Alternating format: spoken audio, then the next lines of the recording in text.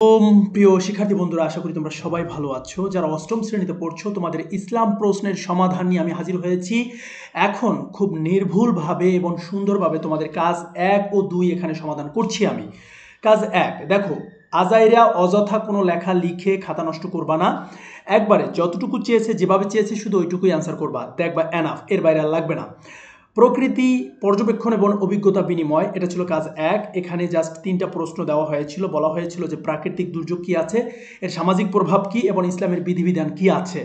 এখানে আমি যা খুঁজে পেলাম, প্রথম বন্ধু যা খুঁজে পেল, দ্বিতীয় বন্ধু যা খুঁজে পেল, দেখো সুন্দরভাবে তোমাদেরকে নোট করে দিয়েছি।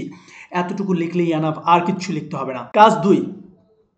কাজ 2, সমস্যা খুঁজে বের করি। শিক্ষার্থী বন্ধুরা, এইখানে দেখো, তোমরা দেখবা যে বিভিন্ন জায়গায় বিভিন্ন ধরনের কোশ্চেন অ্যান্সার দেওয়া থাকতে পারে, কিন্তু না, তোমরা ওই রকম সময় নষ্ট করবে না।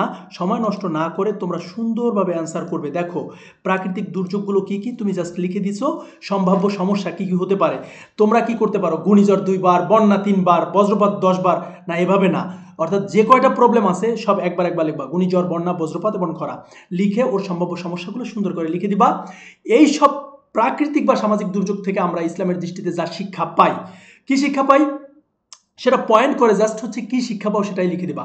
আল্লাহর উপর ভরসা, বিপদে ধৈর্য ধারণ করা, অসহায়দের পাশে এগিয়ে যাওয়া, আল্লাহর রাস্তায় মানুষকে সহায়তা দান করা, বিপদ মোকাবেলায় সবার সাথে হাতে হাত মিলিয়ে কাজ করা। তোমরা চাইলে আরো 2টা অ্যাড করতে পারো। এই ছিল কাজ 1, 2 এর সমাধান। দেখো কত সহজ, তোমরা সুন্দর করে নোট করে নাও। আর বাকি কাজগুলো আমরা স্টেপ বাই স্টেপ দিতেছি, তোমরা জাস্ট ধৈর্য ধরো। ওকে, থ্যাংক ইউ।